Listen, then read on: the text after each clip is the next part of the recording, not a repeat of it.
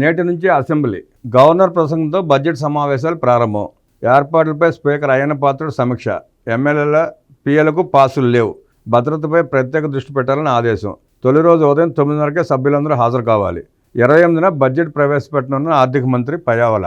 రాష్ట్ర శాసనసభ బడ్జెట్ సమావేశాలు కట్టుదిట్టమైన భద్రతా ఏర్పాట్లు చేయాలని అధికారులను స్పీకర్ చింతకాయల అయ్యన్న పాత్రుడు ఆదేశించారు. సోమవారం నుంచి ప్రారంభం కానున్న శాసనసభ బడ్జెట్ సమావేశ ఏర్పాట్లకు సంబంధించి speaker Ayyanna Patrudu, deputy speaker Raghuramakrishnaraju, ప్రభుత్వ ప్రధాన కార్యదర్శి విజయానంద్, డీజీపీ హరీష్ కుమార్ గుప్తాలతో సమావేశం నిర్వహించారు. ఈ సందర్భంగా స్పీకర్ అయ్యన్న పాత్రుడు మాట్లాడుతూ, సమావేశాల తొలి రోజు గవర్నర్ ప్రసంగం ఉంటుందని, సభ్యులందరూ ఉదయం 9:30 గంటలకు సభకు హాజరు కావాల్సి ఉంటుందన్నారు.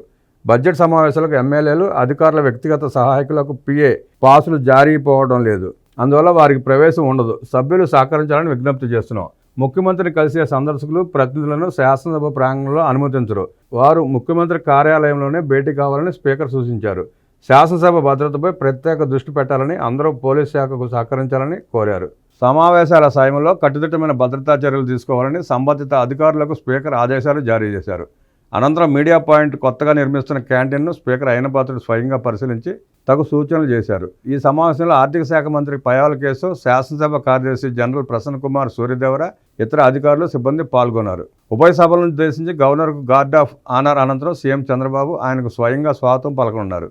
సీఎంతో పాటు శాసనమండలి చైర్మన్, అసెంబ్లీ స్పీకర్ సైతం గవర్నర్కు అసెంబ్లీ వద్ద స్వాగతం పలకనున్నారు.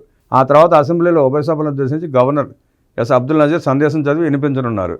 అనంతరం ఏపీ అసెంబ్లీ వాయిదా పడనుంది. తర్వాత జరిగే బీఏసీ సమావేశంలో శాసనసభ షెడ్యూల్, అజెండా ఖరారు చేస్తారు. ఈ అసెంబ్లీ సమావేశంలో భాగంగా మార్చి 28వ తేదీన రాష్ట్ర బడ్జెట్ను ఆర్థిక శాఖ మంత్రి పయ్యావుల కేశవ్ సభలో ప్రవేశపెట్టనున్నారు. అదే రోజు వ్యవసాయ బడ్జెట్ను ఆ శాఖ మంత్రి కింజరాపు అచ్చెన్నాయుడు ప్రవేశపెట్టనున్నారు. అందుకు తగిన ఏర్పాట్లు ఇప్పటికే పూర్తయ్యాయి. ఇక పులివెందుల ఎమ్మెల్యే గారి విషయానికి వస్తే, ప్రమాణ స్వీకారం అప్పుడు మొక్కుబడిగా తప్పదు కాబట్టి, ప్రమాణ స్వీకారం చేయకపోతే ఎమ్మెల్యేగా అర్హుడు కాదు కాబట్టి మొక్కుబడిగా వచ్చాడు. ఆ రోజు సంతకాలు పెట్టాడు, అలవాటు చేసి వెళ్ళిపోయాడు ఆయన. తర్వాత అసెంబ్లీకి రానంటే రానన్నాడు. నాకు ప్రతిపక్ష హోదా ఇస్తేనే వస్తానన్నాడు. కోర్టు దాకా వెళ్ళాడు. అది ఇంకా తెల్లదనుకోండి. ప్రజలు తిరస్కరించినాక ప్రతిపక్ష హోదా కోరుకోవడం హాస్యాస్పదం, అనుచితం అని తెలిసినా సభకు వచ్చి అధికార పక్ష ఎమ్మెల్యేలు కానివ్వండి, మంత్రులు కానివ్వండి, అడిగే ప్రశ్న సమాధానం చెప్పలేక తన పాలనలో చేసిన దోపిడీని ఏలెత్తి చూపుతూ ఉంటే తట్టుకోలేక ఆ వంకతో, ప్రతిపక్ష హోదా వంకతో తప్పిస్తురుతున్నాడు ఆయన. దీనికి స్పందిస్తూ అయ్యన్న పాత్రుడు గారు, ఉపసభాపతి రఘురామకృష్ణరాజు గారు రాజ్యాంగం ప్రకారం రాజ్యాంగబద్ధంగా 60 రోజులు కంటిన్యూగా అసెంబ్లీకి రాకపోతే అనర్హత వేట పడుతుంది, నీ ఇష్టం ఆలోచించుకో అన్నారు. బెబ్బెబ్బే కాదు, నేను రాను, నేను హైవే నుంచి ప్రశ్నిస్తా, మైకుల ముందు కూర్చుని మీరు అసెంబ్లీ నుంచి మాకు సమాధానం చెప్పాలన్నాడు. మేకపోతు కాంబరం వహించాడు. చూసాం. పులివెందు ప్రజలు కూడా తిట్టుంటారు బహుశా, ఏందయ్యా మేము నిన్ను గెలిపించుకుంటే అసెంబ్లీకి వెళ్ళి నువ్వు మాట్లాడకపోవటం ఏంటి, మా సమస్యలు ఎలా తీరుస్తావు, నువ్వు కనీసం అసెంబ్లీకి వెళ్ళిపోతే అసెంబ్లీకి వెళ్ళి ప్రశ్నించాలి కదా అంటే, నేను అసెంబ్లీకి వెళ్ళి ప్రశ్నించడం కాదు, వాళ్ళ ప్రశ్నలకు నేను సమాధానం చెప్పలేను, అందుకే నేను తప్పిస్తున్నా అన్నాడు. మొన్న తనతో పాటు గెలిచిన 10 మంది ఎమ్మెల్యేలు తీవ్రంగా ఒత్తిడి చేశారంట.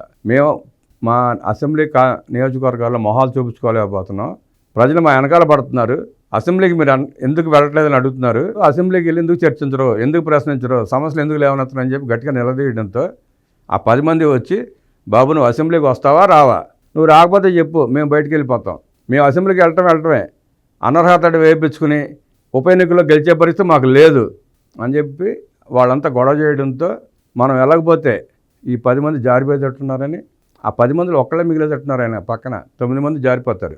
భయంతో, టెన్షన్తో ఇవాళ అసెంబ్లీకి వస్తున్నాడు.